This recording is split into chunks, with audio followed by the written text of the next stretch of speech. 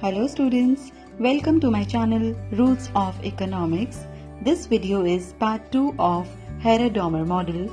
If you haven't seen part 1 of this lesson, then click on the I button for the same. So let's start with the Harrod model. Harrod tries to show that how steady growth may occur in the economy. According to Harrod, once the steady growth rate is interrupted, your economy will fall into disequilibrium, and once the disequilibrium is there, that means there is a gap between aggregate demand and aggregate supply. That gap will widen up, and that divergence will lead either to secular deflation or secular inflation. Harrod model is based on three distinct rates of growth, unlike the Domar model, which was just taking one growth rate. Here you have actual growth rate, warranted growth rate, and natural growth rate. So let's start with the actual growth rate. Actual growth rate is represented as G into C equals to S, where G is your growth rate of output, which is represented as change in Y upon Y. C is your net addition to capital, represented as I upon change in Y. This I upon change in Y is nothing but your capital output ratio. And this S is your APS, means average propensity to save, which is nothing but saving upon income S upon Y. So you cancel out change in Y, Y and Y will also cancel out, and you are left with equality I is equal to S, representing ex post savings is equal to ex post investment. So this is the actual growth rate. So if you try to write down the formula for G, G will be equal to S upon C. Moving further to the warranted rate of growth, which is also known as your full capacity rate of growth. What is the GW here? GW is the growth rate which will fully utilize growing stock of capital that will satisfy your entrepreneur with the amount of investment actually made. That is why warranted rate of growth is also known as self-sustaining rate of growth, because at GW your economy will follow the equilibrium path.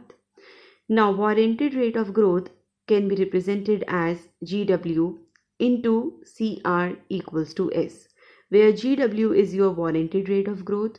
Now instead of C you have CR. CR is required capital to maintain GW, equals to S, same APS, average propensity to save.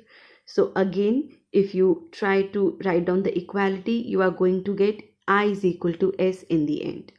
But in order to write down the formula for GW, just take this CR in the denominator here, and this becomes your formula. GW is equal to S upon CR, unlike the formula G is equal to S upon C. So this is the warranted rate of growth, and at this rate of growth, if your economy has to advance at steady rate of GW, then your economy must grow at the rate of S upon CR per year. So this is the warranted rate of growth. So after understanding the meaning of actual growth rate and warranted growth rate, let's do the disequilibrium cases. So the case 1 is where actual growth rate is more than the warranted growth rate. Where actual growth rate is more than warranted growth rate, there your C will be less than CR. So let's do this in detail. Whenever this is the case, your actual income will grow at a faster rate than that allowed by the growth in productive capacity of the economy, and it will result in what? Secular inflation, which means that you are overutilizing the resources, resulting in deficiency of capital goods. That is why we have written C is less than CR. Now, this deficiency of capital goods, since you are overutilizing your resources, you are investing beyond your capacity, will result in investment being more than saving. So your equality is disturbed. I is more than S. In ADA and AS terms, AD will be more than AS, and therefore we are having chronic inflation in the economy. Now, why are we using the word secular chronic here? You will understand by reading this diagram. On the y-axis, we are taking the growth rate. On the x-axis, we are taking the time. We have drawn G and GW here. G is more than GW. That is why we are using the case 1, G more than GW. Now you will observe that at point E, G is equal to GW. But once the G and GW starts to deviate, that means there is a deviation between G and GW because of the disequilibrium, the gap between the both will go on widening up. Deviation between the two become larger and larger. So that is why the economy cannot afford to enter into disequilibrium according to Harrod. That is why we are using the word secular inflation and chronic inflation, because once this equilibrium sets in, it is very difficult for the economy to come back to this equilibrium. The deviation will go on becoming larger and larger. After doing the case 1, let's move on to case 2. In the case 2, we are taking actual growth rate being less than the warranted growth rate. That is, C is more than CR now. Now, actual income is growing more slowly than what is required by the productive capacity of the economy, and therefore your economy is entering into the phase of secular depression. Here you are not using your resources to its fullest capacity. That is why there would be excess of capital goods available in the market. C will be more than CR. Your investment is less than saving, and your demand will be less than your supply. It will result in what? Fall in output, income and employment, and you are entering into the phase of chronic depression. Here again you will see the figure. GW is now more than G. This point is the equilibrium where G is equal to GW. But once the disequilibrium sets in, the gap between GW and G will go on widening up. Deviation between the two become larger and larger. That is why we are using the word chronic depression. So what is the conclusion here? The conclusion is that it is very essential according to Harrod model to be in the equilibrium, because once G departs from GW, it will further depart away from the equilibrium, and therefore the equilibrium between G and GW is known as knife edge equilibrium. You are on the knife edge. Once you slip right or left, it is very difficult to come back to the equilibrium. So once it is disturbed, it is not self-correcting. Now, in order to correct the situation, you need public policies to intervene in order to maintain the long-run stability.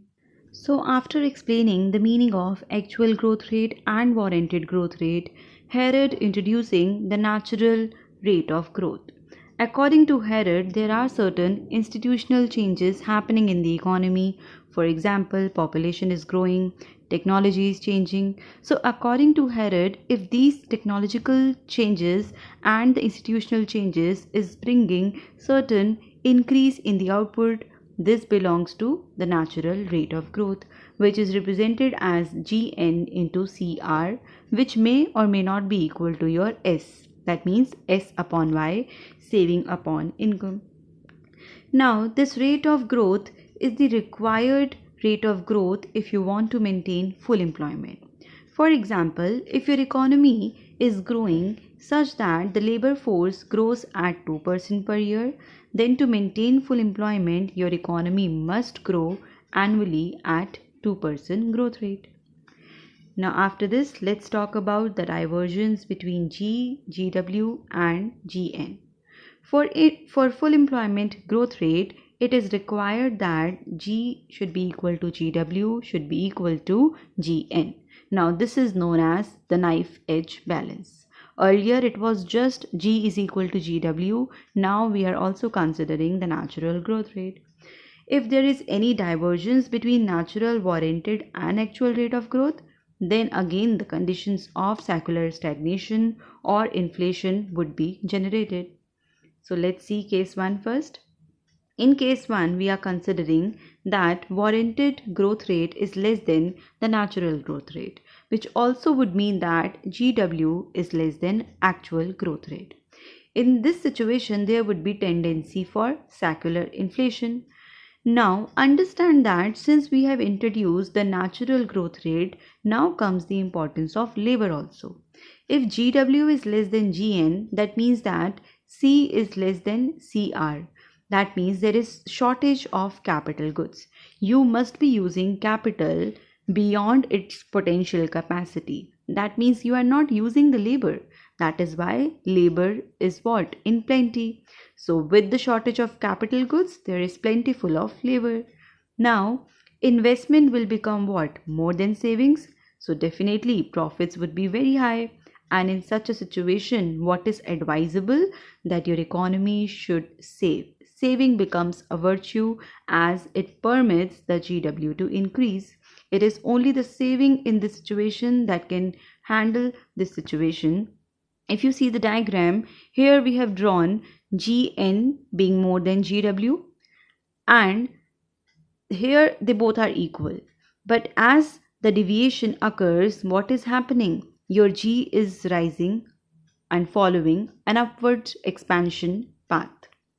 Coming to the case 2, where GW is more than GN, that means warranted growth rate is more than the natural growth rate, which would also means that GW is also more than G. Now there would be tendency for secular stagnation. So here C is more than CR. Therefore, there would be availability of excess capital goods. That means now you must be using labor more.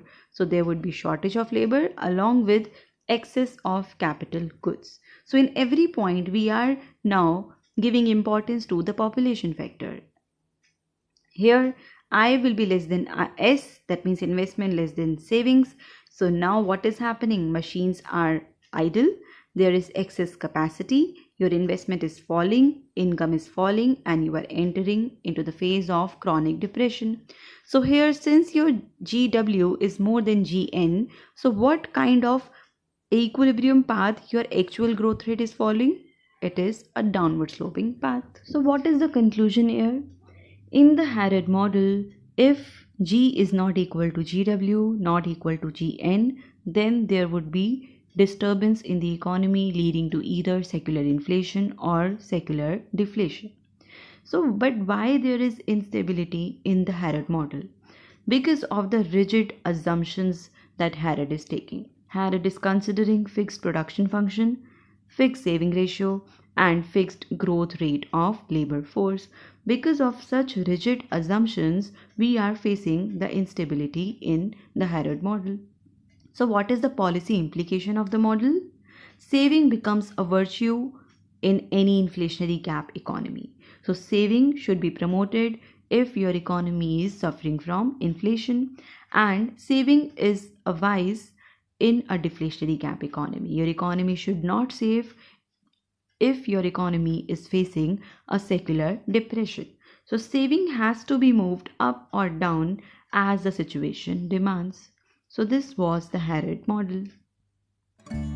In part 3 of Harrod-Domer model, we are going to study the similarities and differences between Harrod and Domer.